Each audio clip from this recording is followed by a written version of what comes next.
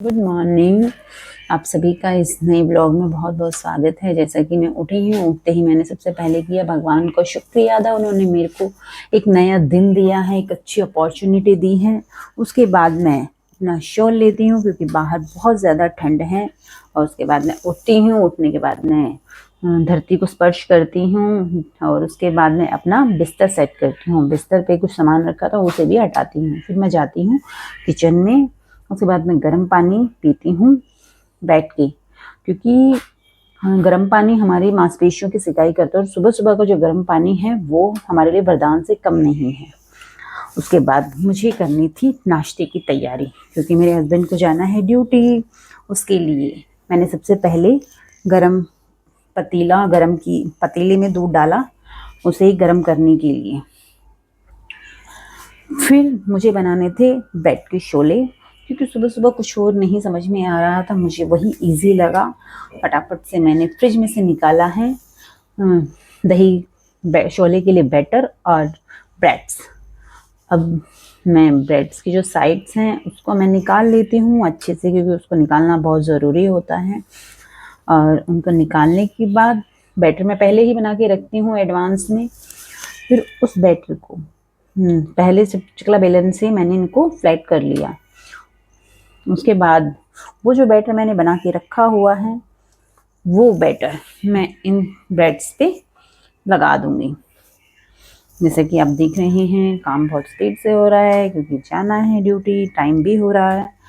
अब इनको मैं अच्छे से कांटे की सहायता से चारों तरफ से बाइंड कर दूंगी और फिर इन्हें मैं लगा दूंगी एयर फ्रायर में। जब तक दूध गर्म हो गया है, मैंने दूध डाला मग में और तब तक ये एयर फ्रायर में हो रहे हैं। मैं सोच रही हूँ कि दाल को भी साथ के साथ बॉईल करना रख दूँ, क्योंकि बच्चों को चाहिए थी माँ राजमा की दाल और चावल।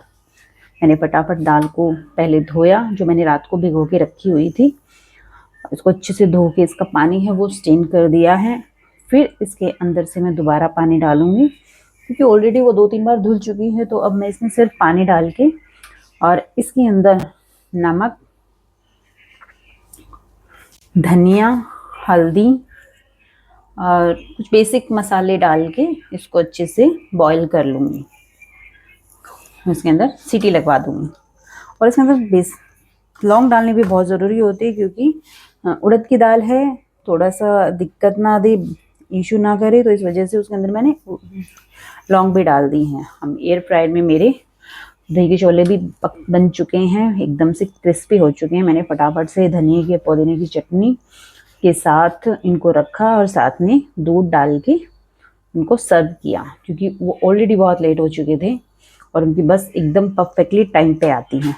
अब इन्होंने खाना लिया और उन्होंने मुझे भी ऑफ़र किया, बट मैं बगैर बारिश के कुछ नहीं खाती। उसके बाद वो अपने जाने की तैयारी कर रही हैं, शूज़ पहनने लगे। फिर एकदम से याद आया कि यार मैं जैकेट तो भूल गया। फिर मैं फटाफट से उनको जैकेट देती हूँ और वो अपनी जैकेट पहन के नीचे चलते हैं। मैं साथ में चली गई, क्योंकि मुझे गाड़ी से कुछ सामान लेना था। उसके बाद नीचे आके देखा तो बहुत ज़्यादा ठंड थी, बहुत ज़्यादा कोहरा हो रखा था आज। फिर मैं फटाफट से ऊपर आई। ऊपर आके मैंने अपने दाल को संभाला और गैस बंद करके ब्रश करने लगी। मुझे थोड़ी सी एक्सरसाइज भी करनी थी, क्योंकि मैंने 90 डेज़ चैलेंज लिया है। तो मैंने ज़्यादा एक्सरसाइज ना करते हुए थोड़े बहुत एक्सरसाइज की हैं, जो बेसिक्स ही हैं, जो फुल बॉडी पे वर्क करती हैं। जैसे एक्सरसाइज कर रही हूँ, ये पूरी बॉडी पे काम करती हैं और हमारे कॉन्स्टिट्यूशन, हमारे डाइजेशन सिस्टम को भी बहुत अच्छे से सेट करती हैं। मैं ज़्यादा एक्सरसाइज इसलिए नहीं कर रही क्योंकि मुझे थोड़ा सा इश्यूज हो जाता है। अगर मैं ज़्यादा काम करूँ, एक्सरसाइज करूँगी तो मैं थक जाऊँगी और सुबह मैं काम भी नहीं कर पाऊँगी। इस वजह से मैं थोड़ा थोड़ा कर रही हूँ, ताकि बॉडी के अंदर स्टिफनेस भी ना हो और मैं थोड़ी सी बॉडी की को स्ट्रेंथ मिला सकूँ, एक्सरसाइज स्ट्रेंथ हो सके मेरी। तो उसके बाद जैसे मुझे बोलना भी थोड़ा कम आ रहा है, तो मैं धीरे धीरे सीख जाऊँगी। तो प्लीज़ मुझे स्पॉट करें, मेरी मिस्टेक्स ना निकालें। आप सभी कहाँ कहाँ से मेरी वीडियोस देख रहे हैं तो प्लीज़ कमेंट में ज़रूर बताएंगे। उसके बाद मैंने फटाफट से दाल के अंदर तड़का लगाना था, तो मैं गई किचन में, तेल गरम करके मैंने ज़ीरा और प्याज डाल के तड़का लगाया और उसके अंदर टमाटर वगैरह डाल के एक बेसिक मसाला तैयार किया और उसके अंदर मैंने दाल को डाल दिया।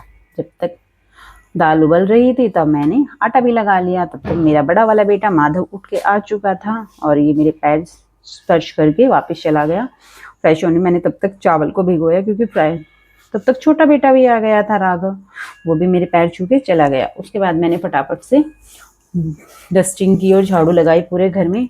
फिर मैंने फटाफट से अपने चावल जो मैंने भिगो के रखे थे उनमें तड़का लगा दिया और कुकर में सीटी के लिए उनको रख दिया।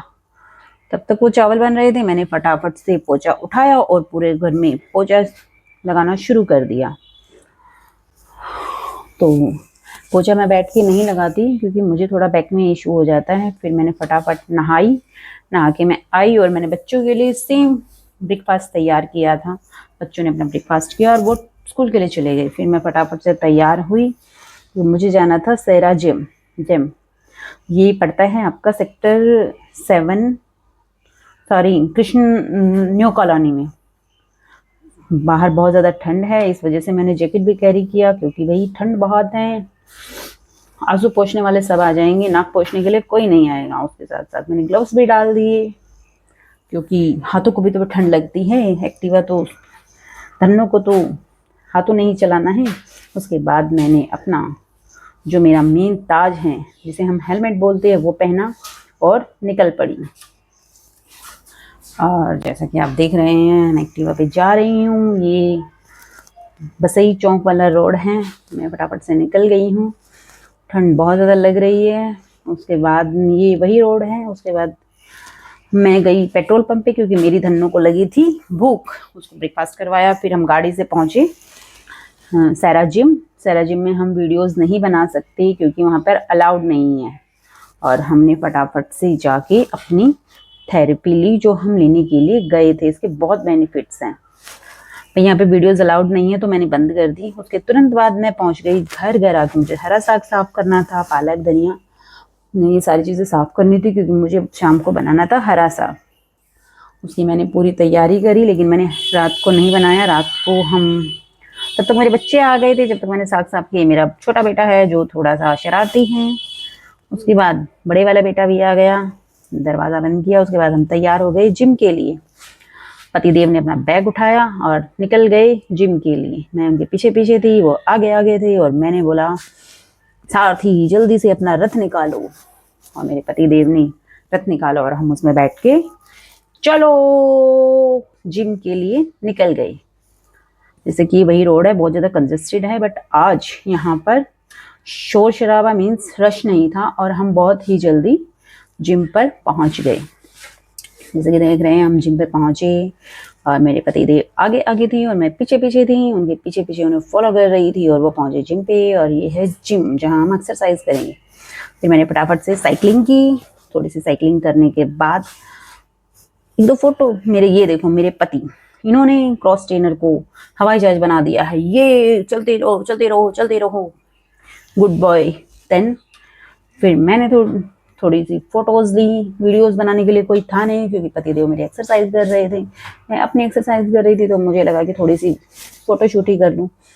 फिर मैंने ये नेट पुल डाउन किया फटाफट से ये करके और एक दो फोटोज़ और ली और फिर हम पहुंच गए अपने घर पर। और मैंने बनाया टमाटो सूप विद मूंग चिला क्योंकि रात को लाइट खाना होता है ना, वो हमने पतिदेव को दिया। मेरे पतिदेव से देख के बहुत खुश हुए और हमने फिर खाना खाया। आशा करती हूँ आपको ये ब्लॉग बहुत पसंद आया होगा, तो प्लीज़ लाइक कमेंट और शेयर कीजिए और प्लीज़ प्लीज़ प्लीज़ मुझे सपोर्ट कीजिए। Thank you.